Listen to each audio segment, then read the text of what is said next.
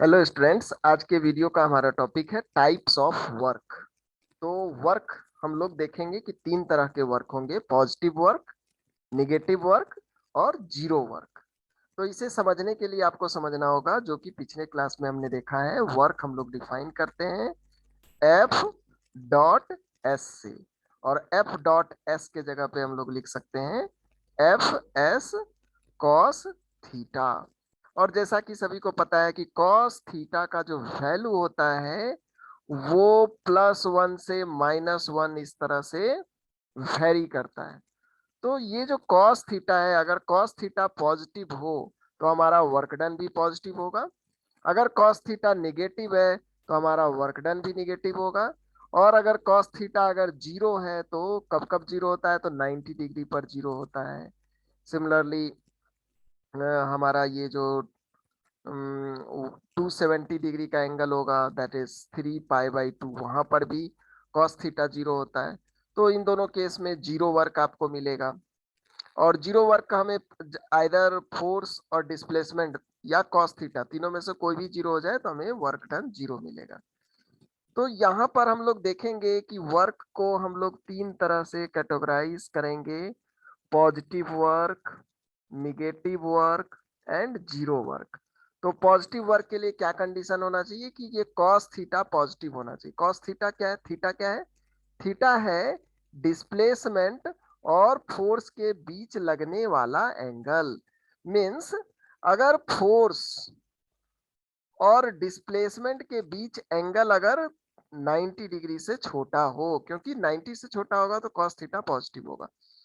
तो it means कि हमारा जो वर्क है वो पॉजिटिव होगा जब फोर्स डिस्प्लेसमेंट को सपोर्ट करता हो, क्योंकि ये 90 डिग्री से छोटा होगा तो ये डिस्प्लेसमेंट को सपोर्ट करेगा। तो इस केस में हमें पॉजिटिव वर्क मिलेगा। But there are many situation जहां पर फोर्स डिस्प्लेसमेंट के अपोजिट लगता है। फोर्स हम लोग इस तरह लगा रहे हो और डिस्प्लेसमेंट हमारा उल्टे डायरेक्शन में हो, तो यहाँ पे फोर्स जो है डिस्प्लेसमेंट को सपोर्ट नहीं करता है बट उसे अपोज करता है। तो उस केस में जो एंगल होगा, ये एंगल हमारा 90 डिग्री से ग्रेटर होगा। तो अगर ये एंगल ऑब्ट्यूज एंगल हो, 90 डिग्री से ग्रेटर हो, तो देख सकते हैं कि कॉस थीटा का जो वैल्यू होता है वो निगेटिव होता है। तो उस केस में हमें निगेटिव वर्क डन मिलेगा। सिमिलरली जीरो कब मिलेगा? तो जैसा कि आप जानते हैं कि थीटा का वैल्यू अगर 90 हो तो कॉस 90 का वैल्यू जो होता है वो जीरो होता है। मतलब डिस्प्लेसमेंट और फोर्स के बीच एंगल अगर 90 डिग्री हो जाए तो हमें जीरो वर्क मिलेगा। ये कब कब हो सकता है? तो जैसे कि एक फेमस एग्जांपल है, कोई ऑब्जेक्ट अगर सर्कुलर मोशन में मूव कर रहा हो तो स्ट्रिंग उस पर जो फोर्स लगाता है रेडियली, जिसको कि आप सेंट्रीपिटल फोर्स के नाम से जानते हैं, और इसका जो डिस्प्लेसमेंट होता है वो डिस्प्लेसमेंट परपेंडिकुलरली होता है। तो यहाँ पर भी एंगल हमारा 90 डिग्री होता है। तो अगर आपसे पूछा जाए work done bye centripetal force क्या होगा, तो वो भी हमारा सेंट्रीपिटल फोर्स के द्वारा जो वर्क डन होता है वो जीरो वर्क डन होता है। तो इसी तीन तरह के वर्क डन को हम लोग देखने वाले हैं: positive, negative and zero work done. So let us start one by one. अभी तक मैंने ब्रीफली आपको बता दिया कि क्या हम लोग देखने वाले हैं और किस तरह से इसे हम लोग डिफाइन करेंगे। तो तो वर्क, जैसा कि हमने डिस्कस किया कि ये पॉजिटिव, निगेटिव और जीरो तीनों में से कुछ भी हो सकता है। पॉजिटिव वर्क क्या है? तो positive work means that the force is parallel to displacement. और ये कब होगा? If theta is the angle between force and displacement, तो थीटा जो है एक्यूट होना चाहिए। इट मींस 90 डिग्री से छोटा होना चाहिए। मीन्स 0 डिग्री और 90 डिग्री के बीच में होना चाहिए। 90 होना नहीं चाहिए। इक्वल टू, देखिए यहाँ पे 90 पर देखिए, 90 से छोटा होना चाहिए। इक्वल टू 90 होगा तो जीरो वर्क डन होगा, तो डज नॉट इक्वल टू 90। इसलिए यहाँ पर देखिए, यहाँ पर इक्वल टू का साइन अवेलेबल नहीं है।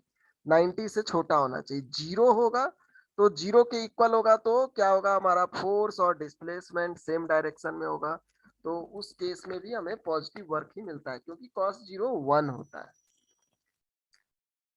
तो होप आप समझ चुके होंगे डायग्रामेटिकली कि फोर्स और डिस्प्लेसमेंट के बीच का एंगल एक्यूट हो तो हमें पॉजिटिव वर्क डन मिलेंगे। तो यहाँ पर आप देख सकते हैं कि पॉजिटिव वर्क सिग्निफाई करता है कि एक्सटर्नल फोर्स जो लग रहा है वो मोशन को फेवर कर रहा है, मोशन को सपोर्ट कर रहा है। तो बहुत सारे ऑब्जेक्टिव क्वेश्चन में आप देखेंगे कि आपको आपके पास चार ऑप्शन रहेंगे, कुछ पॉजिटिव रहेंगे, कुछ निगेटिव ऑप्शन रहेंगे। तो उसको आप देखते के साथ एलिमिनेट कर सकते हैं कि कौन सा सही ऑप्शन है। तो जिस ऑप्शन में फोर्स डिस्प्लेसमेंट को सपोर्ट करेगा तो वहां पे आप पॉजिटिव वर्क डन बोलेंगे, लेकिन अगर वो अपोज करे तो आप निगेटिव वर्क डन बोलेंगे। और जहां पर फोर्स और डिस्प्लेसमेंट के बीच 90 डिग्री का एंगल होगा तो वहां पर आप जीरो वर्क डन बोलेंगे। तो ये याद रखेंगे कि पॉजिटिव वर्क डन का मतलब है कि यहाँ पर सपोर्ट कर रहा है, ये जो एक्सटर्नल फोर्स है वो मोशन को फेवर कर रहा है, सपोर्ट कर रहा है। तो होप इसे आप समझ चुके होंगे। इसके कुछ एग्जाम्पल्स पे हम लोग जाएं।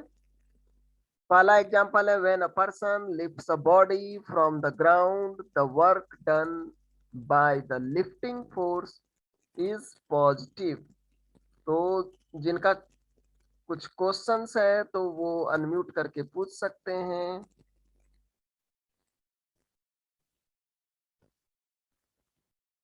तो यहाँ पर देखिए ये पर्सन जो है एक ऑब्जेक्ट को लिफ्ट कर रहा है ग्राउंड से कुछ हाइट तक। तो ये पर्सन जो है फोर्स किधर लगा रहा है, तो ऊपर की तरफ लगा रहा है। और फोर्स ऊपर की तरफ लगा रहा है और इसका डिस्प्लेसमेंट किधर हो रहा है, तो नीचे से ऊपर की तरफ हो रहा है। तो फोर्स और डिस्प्लेसमेंट, यहाँ फोर्स जो है डिस्प्लेसमेंट को सपोर्ट कर रहा है। एज ए रिजल्ट जो हमारा वर्क डन होगा वो पॉजिटिव होगा। तो ये जो एग्जांपल है ये पॉजिटिव वर्क डन का एग्जांपल है। तो सिमिलरली आप ये दिमाग में रखेंगे कि अगर फोर्स डिस्प्लेसमेंट को सपोर्ट करे, उसके फेवर में काम करे, तो पॉजिटिव वर्क डन होगा। सिमिलरली दूसरा एग्जांपल हम लोग देख सकते हैं कि जब आप एक स्प्रिंग को स्ट्रेच करते हैं, ये रहा स्प्रिंग, और स्प्रिंग को अगर आपको खींचना हो तो इस तरफ आप राइटवर्ड खींचेंगे तो इससे क्या होगा, स्प्रिंग हमारा इलोंगेट हो जाएगा। तो जिस डायरेक्शन में एक्सटर्नल फोर्स आपने लगाया है उसी डायरेक्शन में ये डिस्प्लेस हो रहा है। तो यहाँ पर फोर्स जो है डिस्प्लेसमेंट के मोशन को फेवर कर रहा है। तो ये भी पॉजिटिव वर्क डन का एग्जांपल है, work done by external force. इसी में अगर मैं पूछूं कि स्प्रिंग किधर फोर्स लगा रहा होगा, तो स्प्रिंग चाह रहा होगा अपना नेचुरल पोजीशन को एक्वायर करने के लिए, तो वो उल्टे डायरेक्शन में फोर्स लगा रहा होगा। और डिस्प्लेसमेंट जो है वो देख रहे हैं कि हमें राइट वर्ड मिल रहा है और स्प्रिंग का जो फोर्स है वो लेफ्ट वर्ड है। तो यहाँ पर स्प्रिंग का फोर्स मोशन को अपोज कर रहा है, तो इसलिए स्प्रिंग के फोर्स का अगर वर्क डन पूछेंगे तो वो नेगेटिव होगा। लेकिन अगर एक्सटर्नल फोर्स का वर्क डन पूछेंगे तो वो पॉजिटिव होगा, क्योंकि एक्सटर्नल फोर्स मोशन को सपोर्ट कर रहा है।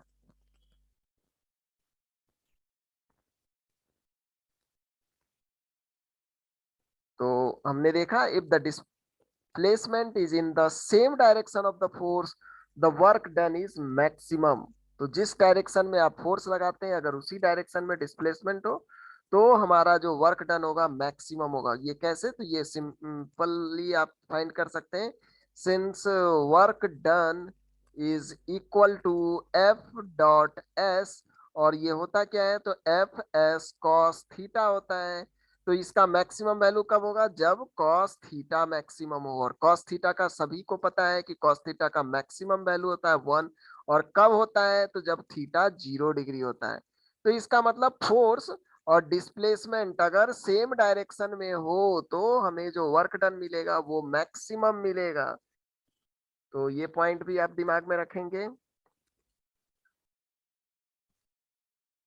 और उसका वैल्यू क्या होगा, तो कॉस थीटा का वैल्यू आप 1 पुट कर देंगे तो ये हो जाएगा सिंपली एफ एस। चलिए अब हम लोग देखते हैं निगेटिव वर्क। तो जैसा कि हम लोग डिस्कस कर चुके हैं कि cos थीटा का वैल्यू निगेटिव कब होता है, जब वो 90 से बड़ा हो और 180 से छोटा हो तो वो फिर निगेटिव होता है। तो यहाँ पर हमें ये केस मिलेगा when theta is greater than 90 degree but does not equal to 90 and less than और इक्वल टू 180। तो हमें जो वर्क डन मिलेगा वो निगेटिव मिलेगा, क्योंकि कॉस थीटा का ग्राफ आप देखेंगे तो कुछ इस तरह का ग्राफ होता है। तो 90 डिग्री से 180 डिग्री के बीच में कॉस थीटा निगेटिव होता है। That's why you will get negative work in this case. तो यहाँ पर आप देख सकते हैं कि फोर्स जो है, डिस्प्लेसमेंट हमारा हो रहा है राइटवर्ड, और फोर्स एक तरह से लेफ्टवर्ड डायरेक्शन में इसे ले जाना चाह रहा है। तो निगेटिव वर्क सिग्निफाई करता है कि एक्सटर्नल फोर्स अपोज करेगा मोशन ऑफ द बॉडी को। तो यहाँ पर वो उसे सपोर्ट नहीं करता है, बल्कि उसको अपोज करता है, उसका विरोध करता है। तो उसके थ्रू जो वर्क डन होगा वो निगेटिव वर्क होगा। तो ये देखते के साथ आप बता सकते हैं कि एटलीस्ट वर्क डन हमारा पॉजिटिव, निगेटिव या जीरो कब होगा।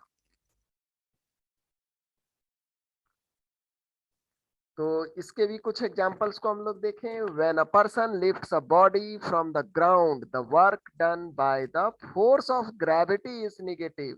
तो पिछले एग्जांपल्स में हमने देखा था कि work done by man is positive, क्योंकि मैन इस पर जो फोर्स लगा रहा था वो ऊपर की तरफ लगा रहा था। बट ऑब्वियसली ग्रेविटी तो हर एक चीज को नीचे की तरफ खींचता है। तो यहाँ पर ग्रेविटी इस पर नीचे की तरफ फोर्स लगा रहा है, और इसका डिस्प्लेसमेंट किधर है, ऊपर के तरफ है। तो अगर मैं पूछूं what is the type of work done by gravitational force, तो यहाँ पर ये निगेटिव वर्क होगा, क्योंकि ग्रेविटेशनल फोर्स इसे नीचे की तरफ ले जाना चाह रहा है। मतलब ग्रेविटेशनल फोर्स का डायरेक्शन है डाउनवर्ड और इसका डिस्प्लेसमेंट है अपवर्ड। तो ऑफ कोर्स आप देख सकते हैं कि दोनों के बीच 180 है, cos 180 का वैल्यू होता है -1। तो ये निगेटिव वर्क का एग्जाम्पल है। हाँ, अगर मैं पूछूं what is the work done by man, तो मैन इस पर फोर्स लगाएगा ऊपर, और ऑफ कोर्स डिस्प्लेसमेंट भी होगा ऊपर। तो दोनों का डायरेक्शन यहाँ पर सेम हो जाएगा। तो work done by man is positive, but work done by gravity is negative. तो ये बात ध्यान में रखेंगे कि फोर्स अगर सपोर्ट करे मोशन को तो पॉजिटिव वर्क डन, फोर्स अगर मोशन को अपोज करे तो निगेटिव वर्क डन। सिमिलरली एक और एग्जांपल्स को हम लोग देखें। When a body is made to slide over the rough surface, the work done by frictional force is negative. आपने देखा होगा कि किसी भी ऑब्जेक्ट को अगर आप रफ सरफेस पर खींचते हैं, स्लाइड करते हैं, तो रफ सरफेस करता क्या है, उसको अपोज करता है, मोशन को अपोज करता है। और उस पर जो फोर्स, अगर ये इस डायरेक्शन में डिस्प्लेस हो रहा हो, तो रफ सरफेस उस पर जो फ्रिक्शनल फोर्स लगाएगा वो अपोजिट डायरेक्शन में लगाएगा। तो यहाँ पर डिस्प्लेसमेंट होगा राइट वार्ड और फ्रिक्शनल फोर्स होगा लेफ्ट वार्ड। तो ऑफ कोर्स दोनों के बीच 180 डिग्री का एंगल है, जो कि यहाँ पर मोशन को अपोज कर रहा है। और फ्रिक्शन का काम ही है रिलेटिव मोशन को अपोज करना, नॉट मोशन, रिलेटिव मोशन को अपोज करना। तो यहाँ पर भी वर्क डन बाय, अगर मैं पूछता हूँ फ्रिक्शनल फोर्स, तो वो होगा निगेटिव। चलिए नेक्स्ट। यहाँ पर हमने देखा if the displacement is opposite to the direction of force, then the work done is minimum. और ये मिनिमम, मिनिमम के लिए देखिए हमारा जो वर्क डन का फॉर्मूला था W is equal to F S cos theta. तो अगर कॉस थीटा का वैल्यू मिनिमम हो जाए तो कब होता है मिनिमम, तो कॉस थीटा का मिनिमम वैल्यू होता है -1। तो और कब होता है, जब 180 डिग्री का एंगल हो, cos 180 इज -1। तो हमें मिनिमम वर्क डन मिलेगा। तो ये पॉइंट आप याद रख सकते हैं कि when angle between force and displacement is 180 degree means just opposite to each other, तो हमारा वर्क डन होगा निगेटिव। चलिए अब लास्ट पॉइंट की तरफ हम लोग बढ़े, जीरो वर्क। तो देखिए ये जो हमारा फॉर्मूला था W is equal to F S cos theta, तो वहां पर अगर थीटा हमारा 90 डिग्री हो जाए तो सभी को पता है कॉस 90 का वैल्यू जीरो होता है, तो हमें वर्क डन भी जीरो मिलेगा। लेकिन आप बोल सकते हो कि सर वर्क का फॉर्मूला है एफ एस कॉस थीटा, तो अगर कॉस थीटा जीरो हो तो कॉस थीटा जीरो होने के लिए क्या है कि थीटा 90 होना चाहिए, या डिस्प्लेसमेंट जीरो हो, या फोर्स जीरो हो। तो तीनों में से कोई भी कंडीशन अगर मैच कर जाए तो हमें वर्क डन जीरो मिलेगा। तो under the three condition work done becomes zero, और वो तीनों कंडीशन क्या है, पहला कंडीशन है if the force is perpendicular to the displacement, मतलब ये थीटा 90 हो जाए, तो 90 हो जाए तो आपको जीरो वर्क डन मिलेगा। तो ये बात आप ध्यान में रखेंगे कि अगर फोर्स और डिस्प्लेसमेंट के बीच 90 डिग्री का एंगल हो तो वर्क डन जीरो करना है। दूसरा यहाँ पर आप बोल सकते हैं, सेकंड, इसके कुछ एग्जांपल्स को देखें। फर्स्ट का जो एग्जांपल है, जब दोनों के बीच एंगल 90 डिग्री होता है तो वर्क डन जीरो होता है। तो when a body moves in a circle, तो कोई ऑब्जेक्ट अगर सर्कल में मूव करे तो सेंटर के तरफ एक जो फोर्स लगता है जिसको कि हम लोग सेंट्रीपिटल फोर्स के नाम से जानते हैं, तो सेंट्रीपिटल फोर्स और इसका जो डिस्प्लेसमेंट होगा वो टेंजेंशियली होगा। तो यहाँ पर आप देख सकते हैं कि दोनों के बीच का जो एंगल है वो एंगल 90 डिग्री है। और जस्ट अभी हमने देखा कि अगर फोर्स और डिस्प्लेसमेंट के बीच एंगल 90 हो तो वर्क डन जीरो होता है। तो ये बहुत इंपॉर्टेंट पॉइंट है कि when a body moves in a circle the work done bye centripetal force is always zero. Why? Because यहाँ पर फोर्स भी अप्लाई हो रहा है सेंटर के तरफ और डिस्प्लेसमेंट भी हो रहा है लॉन्ग टेंजेंट, तो दोनों चीज है, बट स्टिल हमारा एंगल 90 डिग्री और 90 डिग्री एंगल होने के कारण वर्क डन बाय जो सेंट्रीपिटल फोर्स है वो हमेशा जीरो होगा।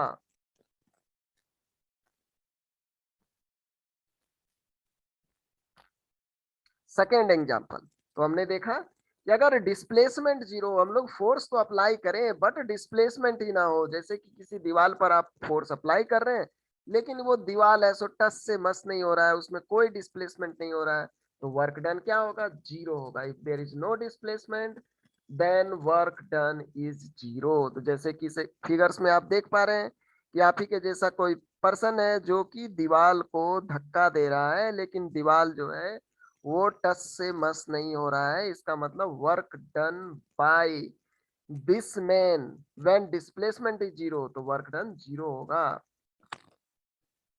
तो when a person tries to displace a wall by applying a force and if doesn't move, तो मूव नहीं होना चाहिए, मूव नहीं होगा मतलब डिस्प्लेसमेंट जीरो होगा, तो वर्क डन भी हमारा जीरो होगा। चलिए थर्ड केस, अगर हम लोग फोर्स ही अप्लाई ना करें, if there is no force acting on the body, तो अगर फोर्स भी जीरो हो जाए तो भी हमारा जो वर्क डन होगा वो जीरो होगा। इसका एग्जांपल है if the body is moving with uniform velocity, तो जैसा कि आपको पता है न्यूटन फर्स्ट लॉ में आपने पढ़ा है कि अगर कोई बॉडी यूनिफॉर्म वेलोसिटी से मूव कर रहा है तो वो यूनिफॉर्म वेलोसिटी से ही मूव करता रहेगा जब तक कि उस पर कोई फोर्स ना लगे। अगर कोई फोर्स नहीं लग रहा है तो वो यूनिफॉर्म वेलोसिटी से मूव करता रहेगा। यहाँ पर एक हॉरिजॉन्टल फ्रिक्शन लेस सरफेस है और यूनिफॉर्म वेलोसिटी है, तो मतलब वो यूनिफॉर्म वेलोसिटी से स्ट्रेट लाइन में मूव करता रहेगा और यहाँ पर फोर्स जीरो है, that's why work done is also zero. तो हमने देखा कि there are three conditions. Work का हमारा फॉर्मूला है एफ एस कॉस थीटा। तो अगर फोर्स जीरो हो जाए तो भी वर्क डन जीरो होगा, अगर डिस्प्लेसमेंट जीरो हो जाए तो भी वर्क डन जीरो होगा, और कॉस थीटा जीरो हो जाए तो भी हमें वर्क डन जीरो मिलेगा। और कॉस थीटा जीरो कब होता है? तो ये जीरो होता है जब थीटा का वैल्यू 90 डिग्री होता है। तो ये तीनों में से कोई भी कंडीशन अचीव हो जाए आपको जीरो वर्क डन मिलने वाले हैं। तो चलिए हम लोग स्टार्ट करते हैं कुछ मल्टीपल चॉइस क्वेश्चन से। तो आप चैट बॉक्स में या अनम्यूट करके जवाब भी दे सकते हैं। तो पहला क्वेश्चन है a man pushes a wall and fails to displace it. तो मैन जो है दीवार को पुश तो कर रहा है, उसको ढकेल तो रहा है, बट वो फेल कर जा रहा है, वो ढकेलने में असमर्थ है, उसको डिस्प्लेस करने में असमर्थ है। ही डज, क्या वो निगेटिव वर्क कर रहा है या पॉजिटिव वर्क कर रहा है, मैक्सिमम वर्क कर रहा है या नो वर्क एट ऑल, तो क्या होगा आंसर? आप चैट बॉक्स में लिख सकते हैं या अनम्यूट करके जवाब दे सकते हैं।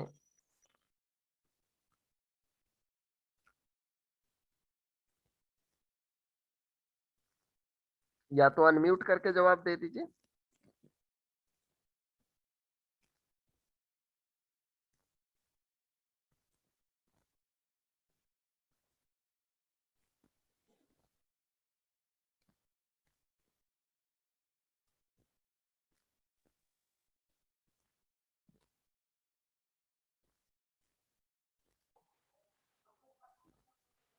चलिए, बहुत लोगों ने आंसर दिया है D, no work at all. लगभग लगभग मुझे एक दो तीन चार पाँच, पाँच छह लोगों का जवाब मिला है। निकिता, प्रिंस, अरमान, तो लगभग पाँच छह लोगों ने जवाब दिया है। सभी का आंसर सही है, that is no work at all, तो ये डी ऑप्शन सही है। चलिए, तो होप आप समझ चुके हैं पॉजिटिव, निगेटिव और जीरो वर्क को। एक और क्वेश्चंस को देखें हम लोग।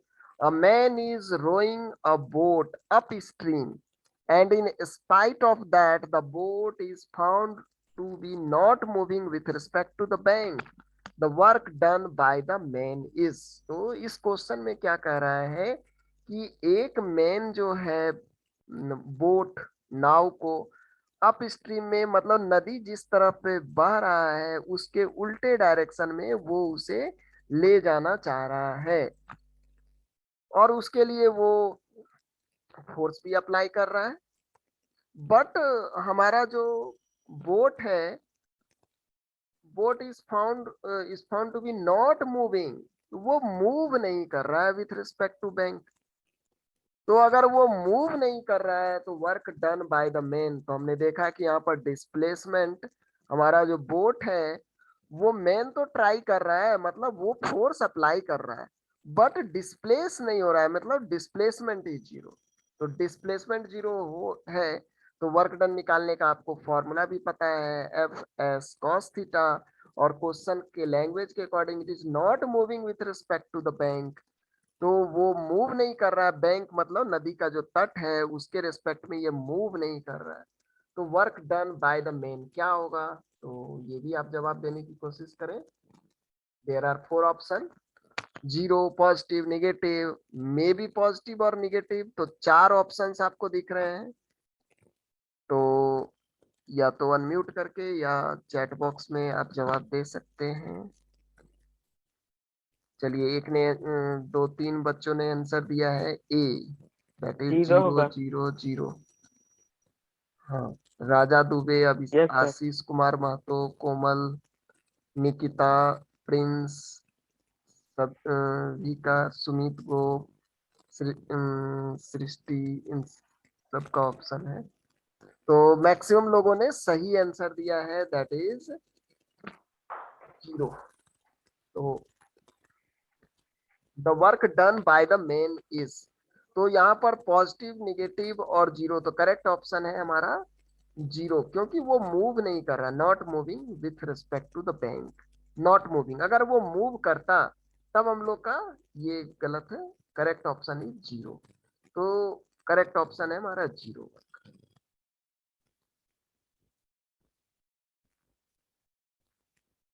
Next question, a labor carrying a suitcase on his head starting from rest walks on horizontal road to another point and finally comes to rest, he does।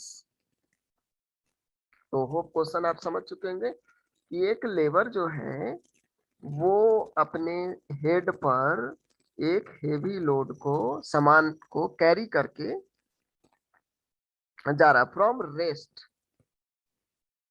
Starting from rest, जब वो start किया था तो rest में था of course, और वो horizontal road पर जा रहा है, अनदर पॉइंट, और किसी दूसरे पॉइंट पर फिर से वो पहुंचता है, और फाइनली कम्स टू रेस्ट, और फाइनली फिर से वो रेस्ट में आ जाता है। तो रेस्ट से स्पीड जीरो से इसने स्टार्ट किया, और फाइनली भी फिर से इसका जीरो हो गया। तो इस केस में भी आपको चार ऑप्शंस यहाँ पर देखने को मिल रहे हैं कि maximum work, positive work, negative work and zero work. तो आप लोग ट्राई करें और बताएं कि इसके लिए क्या ऑप्शन आप लोग देना चाहेंगे।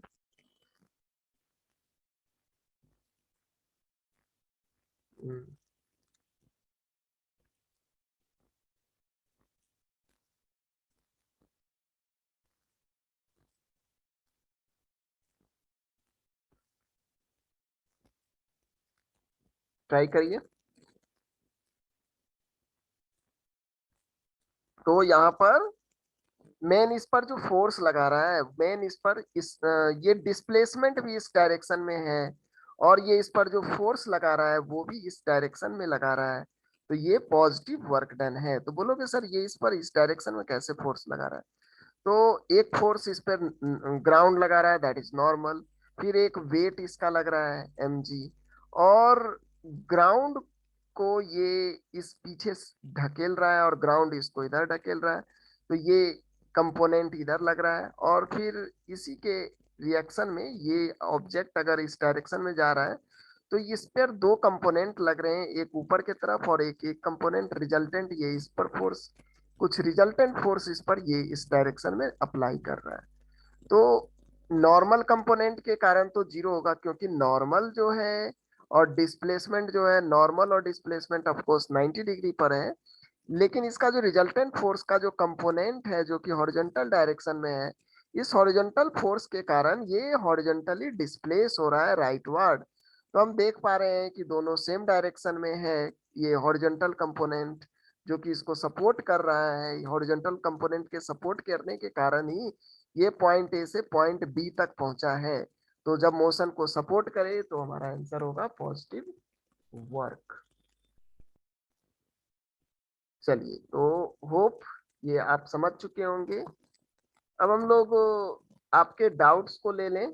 अगर किसी का कोई डाउट है टाइप्स ऑफ वर्क में कि पॉजिटिव, निगेटिव और जीरो वर्क कब कहेंगे, कैसे समझेंगे, अगर इससे रिलेटेड कुछ डाउट्स है तो आप अनम्यूट करके क्वेश्चंस पूछ सकते हैं। तो उसके बाद हम लोग नेक्स्ट टॉपिक पर जाएंगे।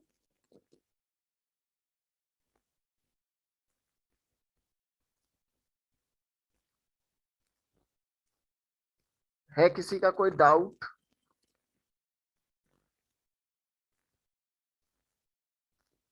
बहुत लोगों ने सही आंसर दिया है। पॉजिटिव, कोमल कुमारी और सुभाषिस पौदार, दो लोगों ने सही आंसर दिया है पॉजिटिव वर्क। चलिए, तो आज के टॉपिक को हम लोग यहीं तक रखते हैं।